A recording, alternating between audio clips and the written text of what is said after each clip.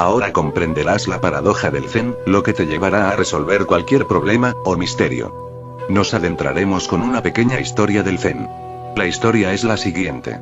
Un día, el maestro reunió a todos sus discípulos, con el fin de escoger a uno como el guardián del templo. Para escoger a el indicado, el discípulo tenía que resolver una pequeña paradoja, un problema. De esa manera sería el nuevo guardián. Y como es de esperar, los problemas o paradojas, de un maestro Zen, no son cosas fáciles. Entonces el maestro dijo: voy a presentarles un problema, y aquel que lo resuelva primero, será el nuevo guardián del templo. Terminado su discurso, colocó un pequeño banco en el centro de la sala, que encima tenía un florero de porcelana seguramente muy valioso, con una rosa que lo decoraba. Este es el problema, dijo el gran maestro. Resuélvalo. Los discípulos contemplaron perplejos el problema, por lo que veían los diseños sofisticados y raros de la porcelana, la frescura y la elegancia de la flor. ¿Qué representaba aquello? ¿Qué hacer? ¿Cuál sería el enigma? Pasó el tiempo, sin que nadie atinase a hacer nada, salvo contemplar el problema.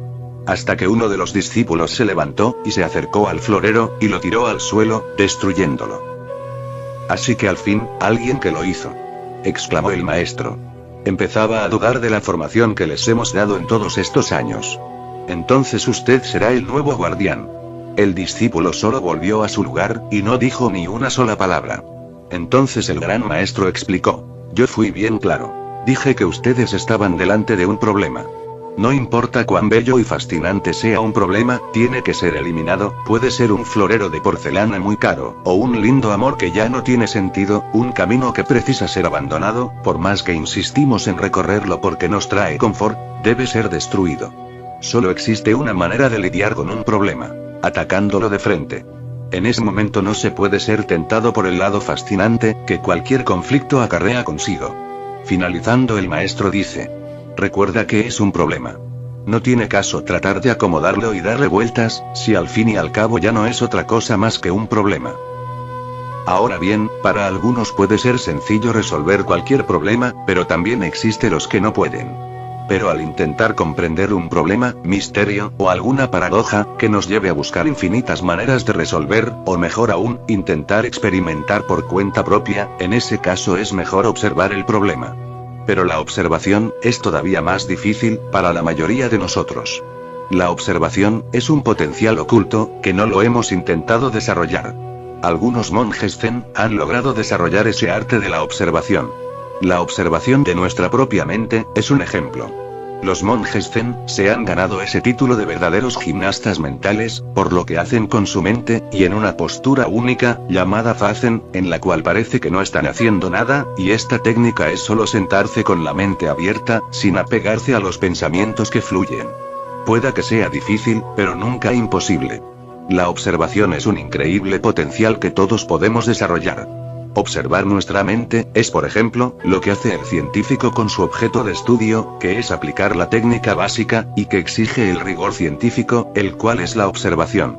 En el caso del Zen, no es observar algún objeto en particular, sino que es observar, y maravillarnos con nuestros recovecos mentales más profundos, permitiéndonos de esta manera conocernos más a nosotros mismos, con todas las ventajas que esto implica. Saber por dónde caminar, aún con los obstáculos más terribles.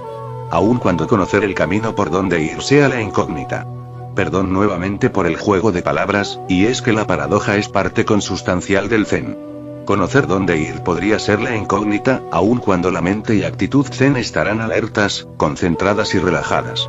Para desarrollar esta técnica de observación de nuestra mente, consiste en una práctica que al iniciarla, es preferible un lugar tranquilo, donde podamos colocar las piernas en medio loto, o una pierna cruzada, o loto completo, y si hay más elasticidad, las dos piernas cruzadas, o sencillamente en una silla, o sofá, de preferencia al borde de la misma. Seguidamente mantener la columna recta, con el cuerpo relajado, finalmente respirar varias veces, llegar a hacer la respiración abdominal, la que hacen los bebés, y una vez que estemos relajados, podremos empezar nuestro ejercicio. El ejercicio consiste en estar atento al pensamiento, que llega a nuestra mente, debemos detectarlo como hace un detective con su presa, tal vez al inicio decir mentalmente te vi, y así como hemos logrado detectarlo, ubicarlo, tratar de seguirlo hasta que naturalmente se vaya. No se irá si no lo soltamos, así de sencillo, es decir, si logramos ubicar al pensamiento que llega a nuestra mente, ya hemos dado el primer paso. El segundo gran paso consiste sencillamente en dejar que se vaya solito, sin forzarlo. Para ello no debemos engancharnos con el pensamiento en cuestión, porque si no, lo hacemos crecer como una bola de nieve y al final solo nos habremos salido de la práctica, de la observación, y esto es lo usual al comienzo. Para ello debemos regresar a nuestra práctica, u observación, suavemente, sin forzarnos, sin molestarnos por habernos distraído. Todo ello irá cultivando una férrea disciplina y determinación. Con la práctica constante, sin que esto signifique un suplicio, poco a poco, lograremos ubicar el pensamiento que llega a nuestra mente y así como llega observamos que se va, sin que hayamos hecho nada más que observar, solo observar, observar y observar. Nada más. Observar resulta que no era tan sencillo, ¿verdad? ¿Qué habremos logrado con esto?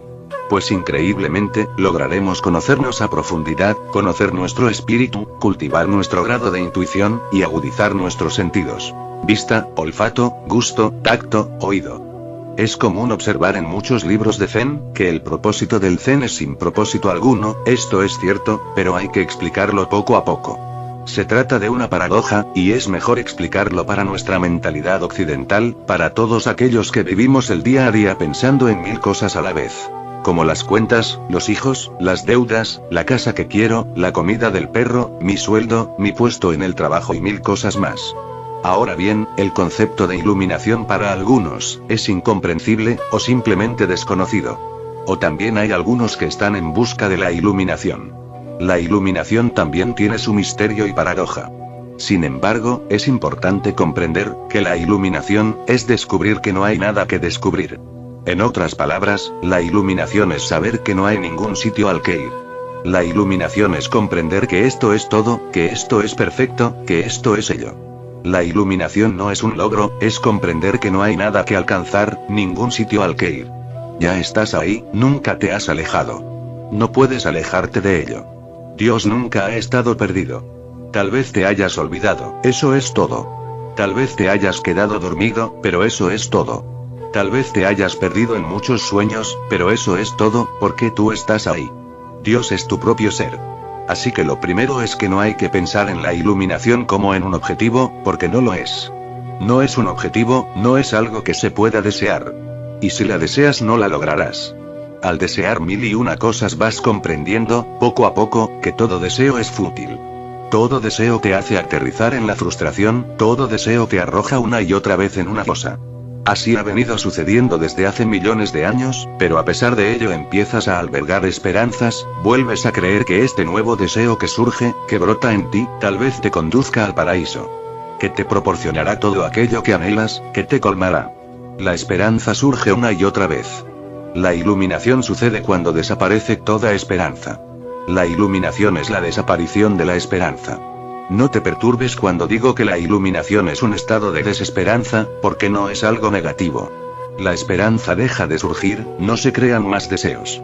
El futuro desaparece. Cuando no hay deseo, no existe necesidad de futuro. La tela del futuro es necesaria para el deseo. Pintas tus deseos en la tela del futuro, cuando en realidad no hay nada que pintar. ¿Para qué debes ir cargando con la tela? Abandónala. ¿Para qué cargar con pinceles y pinturas cuando no hay nada que pintar? Todo eso proviene del pasado. La tela proviene del futuro, y el color, los pinceles, la técnica y todo lo demás, proviene del pasado. Cuando no hay que pintar nada, uno se deshace de la tela, del pincel y de los colores. Y de repente está aquí y ahora.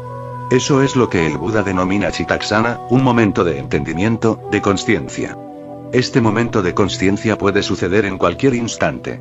No requiere de un momento en especial, ni de una postura específica, ni de un lugar particular. Puede suceder en todo tipo de situaciones. Ha sucedido en todo tipo de situaciones. Todo lo necesario es que durante un instante no haya pensamiento, ni deseo, ni esperanza. En ese instante, el rayo. Ahora una pequeña historia. La historia de Chikanzenji. Un día, Chikanzenji cortaba las malas hierbas, alrededor de un templo en ruinas. Tiró a lo lejos un pedazo de teja, y esta fue a chocar contra un bambú. Y de repente se iluminó. Entonces comenzó a cantar. Al escuchar el ruido de una teja rota de repente, olvidé todo lo que había aprendido. Corregir mi naturaleza es inútil. Al vivir mi vida cotidiana camino a lo largo del antiguo sendero. No estoy descorazonado, en un vacío absurdo. Allí donde voy no dejo huellas, pues no vivo en el color o el sonido. Los iluminados de todas partes han dicho, así es la realización. Este pobre monje, Chikanzenji, trabajó al menos durante 30 años. Era un buscador auténtico, muy honesto y sincero, un buscador serio. Practicó todo lo que se le dijo que practicase, visitó a muchos maestros, vivió en muchos monasterios, e hizo todo lo humanamente posible. Practicó yoga, zazen, esto y aquello, pero nada le sirvió. No sucedió nada. De hecho, su frustración no hizo más que aumentar. Cuantos más métodos fracasaban, más frustrado se sentía. Leyó todas las escrituras budistas, y eso que hay miles de ellas. De este Chikanzenji se dice que tenía todas esas escrituras en su habitación, y que las leía día y noche. Y su memoria era tan perfecta que incluso podía recitarlas, pero no obstante, no sucedía nada. Un día quemó toda su biblioteca. Al ver las escrituras ardiendo, comenzó a reír. Abandonó el monasterio, a su gurú, y se fue a vivir a un templo abandonado y en ruinas. Se olvidó de la meditación, del yoga, de practicar esto o lo otro. Olvidó todo acerca de la virtud, sila, olvidó todo acerca de la disciplina, y nunca entró en el templo para venerar al Buda. Pero vivía en ese templo en ruinas cuando sucedió. Cortaba las malas hierbas de alrededor del templo, una actividad poco religiosa. No hacía nada específico, nada especial, solo quitar las malas hierbas, cuando miró a lo lejos un pedazo de teja rota, y esta fue a chocar contra un bambú. En ese momento tuvo lugar el instante de Chitaksana, de consciencia. En el chocar de la teja contra el bambú tuvo lugar una sacudida, y su mente se detuvo durante un instante. Y en ese momento se iluminó. Pero, ¿cómo puede uno iluminarse en un instante como ese? Es posible porque uno está iluminado, y solo ha de reconocer el hecho. No es algo que suceda desde fuera, sino que surge desde el interior. Siempre estuvo ahí, pero estabas enturbiado, lleno de pensamientos. Chikanzenji quemó todas las escrituras. Simplemente acabó con el problema, como el discípulo zen que destruyó el florero. Todo lo bello de las escrituras, y los caminos que había tomado para encontrar la iluminación, simplemente quemó todo eso. Y realmente acabó con la paradoja, con el problema. Fue simbólico. Ahora ya no pudo recordar nada. Ahora se había olvidado de toda la búsqueda. Había dejado de importarle. Despreocupado, vivía una vida muy ordinaria, ni siquiera seguía siendo monje. Ya no albergaba pretensión alguna, ni objetivos egoicos. Recuerda, existen dos tipos de objetivos egoicos: los mundanos y los ultramundanos. Algunas personas andan en la búsqueda de dinero, otras quieren poder, prestigio, ganar. Otras andan buscando a Dios, moksha, nirvana, iluminación. Pero la búsqueda continúa. Sea cual sea la búsqueda, al final se convertirá en un problema. Puede que logres encontrar lo que buscas, pero en realidad sería una ilusión, no sería lo real. Pero, ¿y quién busca? El mismo ego. En el momento en que abandonas la búsqueda, también desechas el ego. En el momento en que no hay búsqueda, deja de existir el buscador. Imagina a ese pobre monje, que ya no era mi monje. Viviendo en un templo en ruinas. Sin ningún sitio al que ir, solo limpiando el suelo, tal vez para plantar algunas verduras o cualquier otra cosa. Dio con un trozo de teja, lo tiró lejos, y le pilló desprevenido. La teja chocó contra el bambú y con ese choque repentino, con ese sonido repentino, se iluminó.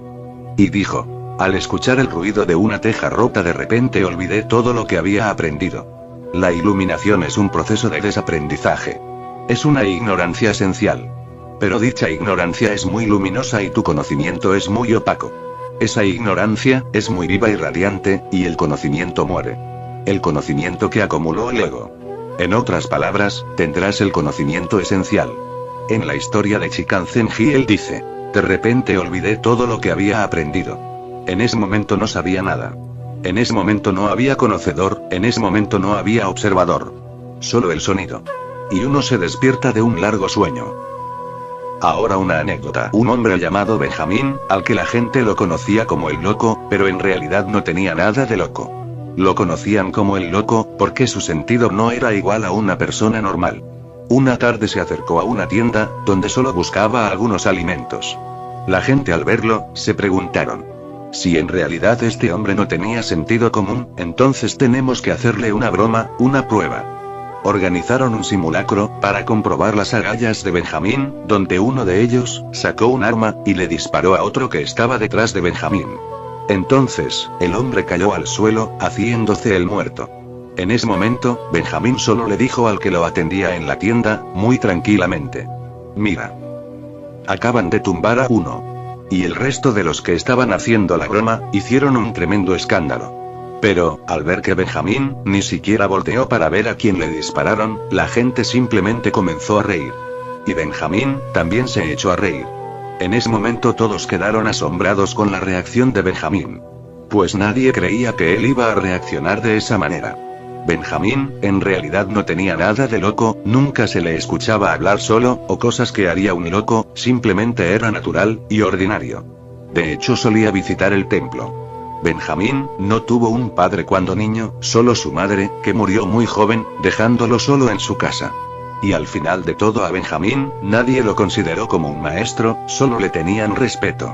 Solo hablaban sobre pequeñas anécdotas. Por lo tanto considero la naturaleza de Benjamín, la de un auténtico maestro. La historia continúa. Entonces, Chikanzenji, en su historia dice cantando: corregir mi naturaleza es inútil. Ese día sintió que luchaba innecesariamente. Corregir mi naturaleza es inútil. No necesitas corregirte, no necesitas mejorarte. Todo eso no son más que bobadas. Ándate con ojo con todos esos que no hacen más que insistir en que te mejores, en que te conviertas en esto o lo otro, en que seas virtuoso. Te dicen que esto está mal y que no lo hagas, que aquello está bien y que lo hagas, que esto te llevará al cielo y aquello al infierno. Quienes te proponen que enmiendes tu naturaleza, que te mejores a ti mismo, son gente muy peligrosa. Son una de las principales causas de que no estés iluminado. Y si eres un hombre como Benjamín, solo, sin esposa e hijos, y que solo haces lo básico, te considerarán un loco. La naturaleza no puede corregirse, debe aceptarse. No existe otro modo. Seas quien seas, seas como seas, así es como eres. Eso es lo que eres. Es una gran aceptación. El Buda la llama Tatata, una gran aceptación. No hay nada ahí que deba cambiarse. ¿Cómo podrías cambiarlo, y quién es el que lo cambiará? ¿Se trata de tu naturaleza y pretendes intentar cambiarla? Será como un perro persiguiéndose la cola. El perro enloquecerá. Pero los perros no son tan tontos como el ser humano. El ser humano no deja de perseguir su propia cola, y cuanto más difícil le resulta, más salta, y cuanto más lo intenta, más y más estrafalario se vuelve. No hay que cambiar nada, porque todo es una hermosura. Eso es la iluminación. Todo es como debe ser, todo es perfecto. Este es el más perfecto de los mundos, y no carece de nada. Por lo tanto, experimentarlo así, esa es la iluminación. Ahora bien, como dije anteriormente, ¿por qué el Zen es paradójico? Porque la vida es paradójica, y el Zen es un simple reflejo de la vida. El Zen no es una filosofía, y las filosofías nunca son paradójicas, sino muy lógicas, porque son construcciones mentales, y el ser humano las fabrica. Son artificiales, hechas a medida, con una disposición lógica, cómoda, de manera que puedas creer en ellas. Todo lo que va en contra de la construcción se ha abandonado, cercenado, descartado. Las filosofías no reflejan la vida tal cual. Seleccionan entre la vida. No están crudas, sino que son construcciones culturales. El Zen es paradójico porque no es una filosofía. El Zen no se ocupa de qué es la vida, sino que sea lo que sea debe reflejarse tal cual es. No hay que elegir, porque desde el momento en que eliges todo se torna falso. La elección causa la falsedad. No elijas. Permanece impasible y serás libre. Pero lo que haces es lo siguiente. Te enamoras de una mujer y empiezas a elegir. Y al poco tiempo estás metido en grandes problemas. No ves a esa mujer tal cual es, sino que solo ves lo bueno, pasando por alto lo que no lo es. En ella hay 1001 cosas. Unas cuantas buenas y unas cuantas malas, así es como está hecha la gente. Dios nunca hace buenos buenísimos. Serían muy aburridos y espesos, no tendrían fibra, ni sangre en las venas. Dios hace gente viva, y cada persona cuenta con algo que te gusta y con algo que no te gusta. Porque no la hacen especialmente para ti. No la han hecho para ti, no ha salido de una cadena de montaje. Es única, él es él mismo y ella es ella misma. Cuando te enamoras de una mujer, empiezas a elegir.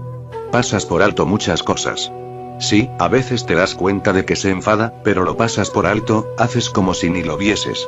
Solo ves a la diosa, pero no ves a la bruja. Pero la bruja está ahí.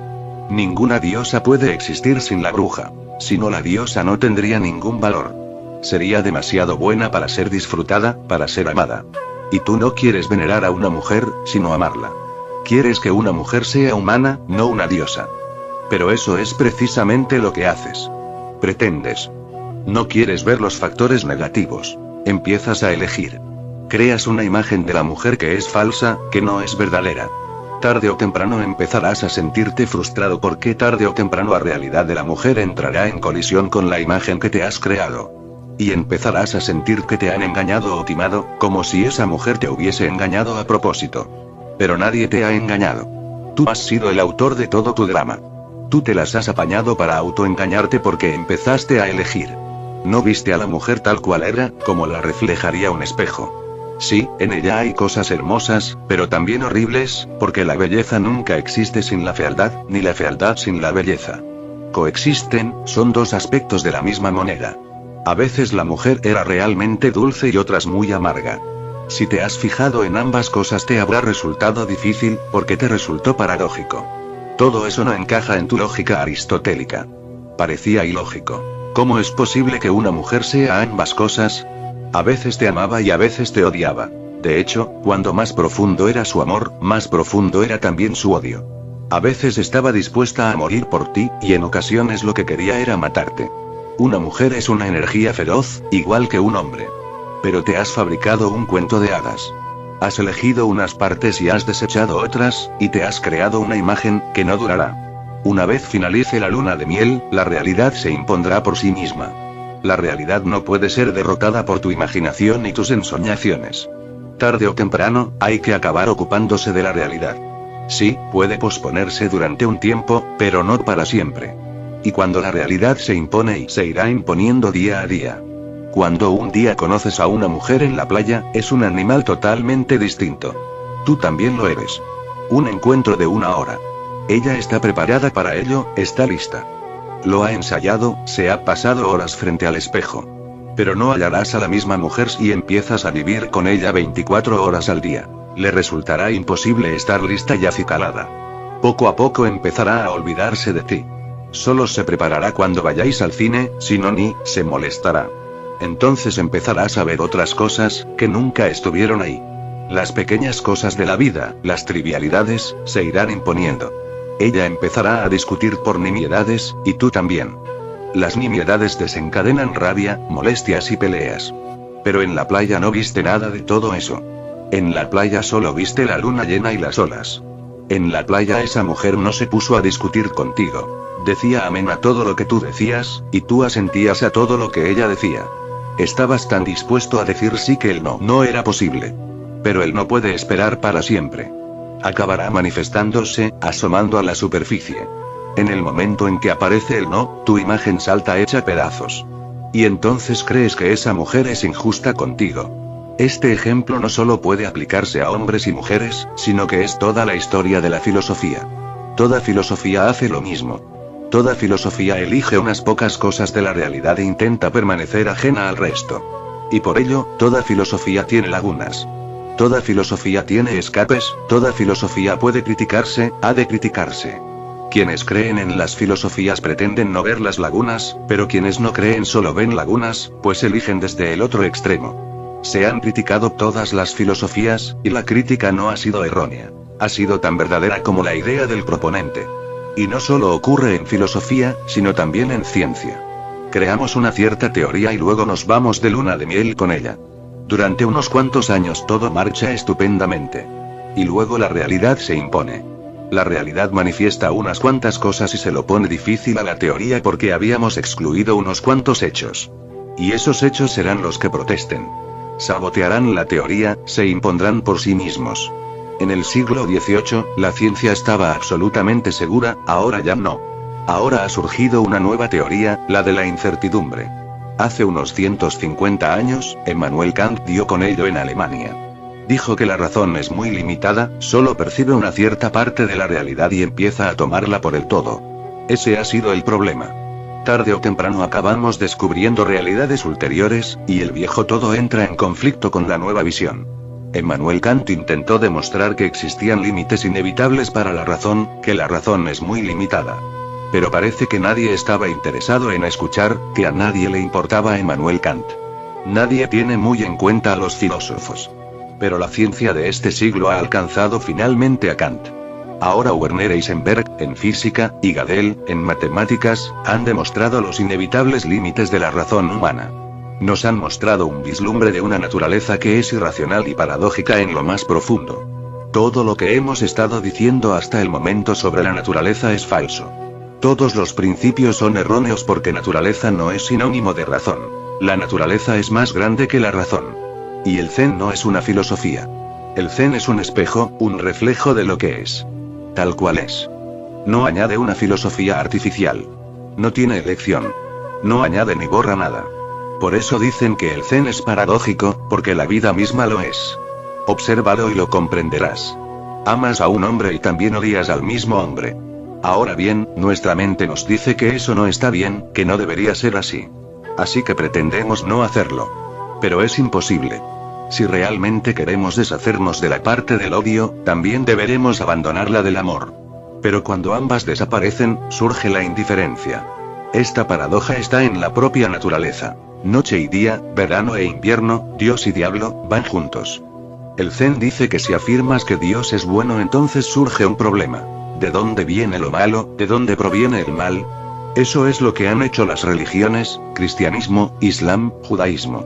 Han separado a Dios del demonio. El mal proviene del demonio y el bien de Dios. Dios significa el bien. Pero, ¿de dónde sale este demonio? Entonces empiezan a tener problemas y deben conceder finalmente que Dios también creó al demonio.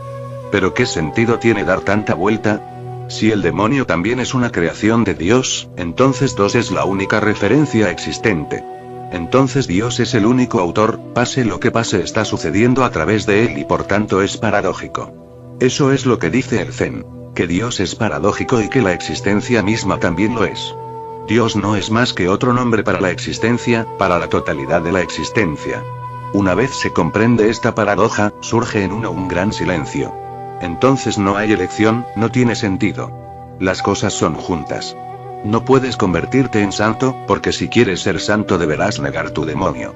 Deberás partirte en dos. Deberás obligar a tu demonio a que viva en el vientre, y el demonio permanecerá allí y no hará más que sabotear tu santidad. El Zen aporta salud a la humanidad. Afirma que eres ambos. Acepta ambos. No niegues, no elijas, acepta ambos. Y en esa aceptación reside la trascendencia, y en esa aceptación no eres ni santo ni demonio. Eso es lo que es un hombre santo, ni bueno ni malo, o ambos.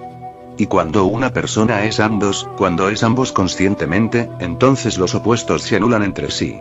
Intenta comprenderlo, pues es fundamental. Cuando aceptas tanto el bien como el mal y no eliges, ambos se anulan entre sí. Lo negativo y lo positivo se anulan. De repente surge el silencio. No hay ni bien ni mal, solo existencia, sin discernimiento. El Zen es acrítico, imparcial, neutro. Te proporciona la libertad esencial del ser.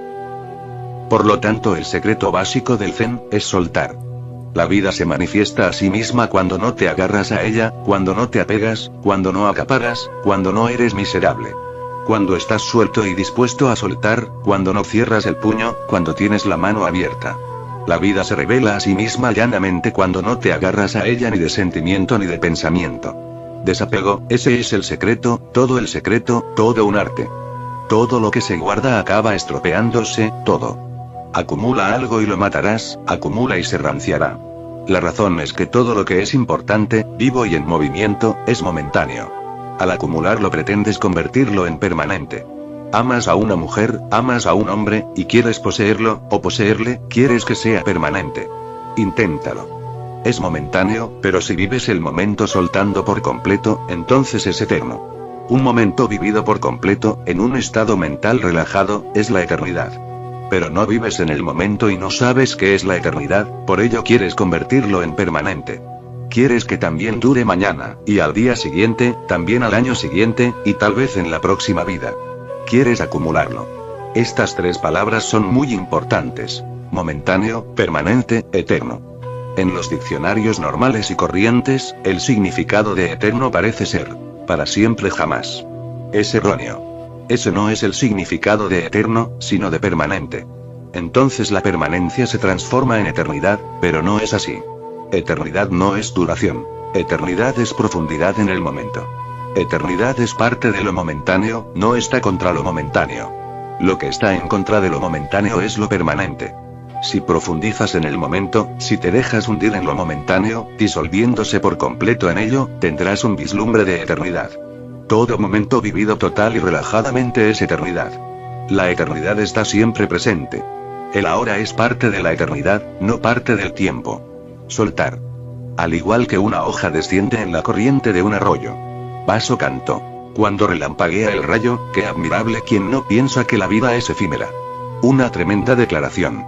Esa es la belleza de la gente zen, que no hallarás en ningún otro lugar. Es algo único del zen. Los predicadores y sacerdotes religiosos ordinarios no dejan de afirmar que la vida es efímera, que la vida pasa, que se escapa. Te crean el deseo de acumular, de codiciar. Y crean la ambición por el otro mundo. El cielo, paraíso, nirvana, o lo que sea. La vida es efímera. Antes de que desaparezca debes utilizar este tiempo para acumular algo para el otro mundo, por ejemplo algo de virtud. Y dice Basso. Cuando relampaguea el rayo, qué admirable quien no piensa que la vida es efímera. Y el mismo poeta también dice. El día despunta y pronto le sigue la noche. La vida es efímera como el rocío. Y no obstante, la hipomea, despreocupada, florece y florece su vida corta y completa. Fíjate en esa frase. Su vida corta y completa. Corta pero completa. A la gente zen le gusta mucho la hipomea, también conocida como Don Diego de día, y la razón es que se abre por la mañana y desaparece por la noche. Ahí está, por la mañana, tan hermosa, auténtica y real, y por la noche se desvanece, caída en el suelo, dispuesta a desaparecer. La hipomea es un símbolo exacto para la vida. Cuando la hipomea florece, en esa vidita, en ese corto espacio de tiempo, su floración es completa. Es total, y no le falta nada. Esos pocos instantes son suficientes. Es un contacto de eternidad. Vivís durante 70 años, pero no vivís realmente. Un acaparador nunca vive, un miserable nunca vive. Por lo tanto, el secreto más básico del zen es soltar y desapego. Dogen le dijo a su maestro: he experimentado el abandono del cuerpo y la mente. El maestro Myojo exclamó: ¿entonces a qué esperas? Abandona eso también. Había una pequeña duda por parte de Dogen. No entendió.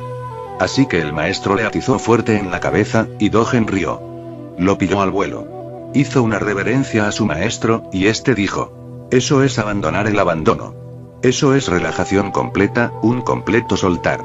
Se suelta incluso el nirvana, incluso a Dios, incluso la espiritualidad.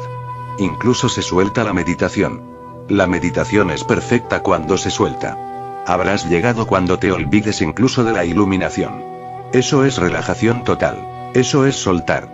Justo antes de fallecer, a los 60 años, Basui se sentó en la postura del loto y dijo a quienes le rodeaban: no os confundáis.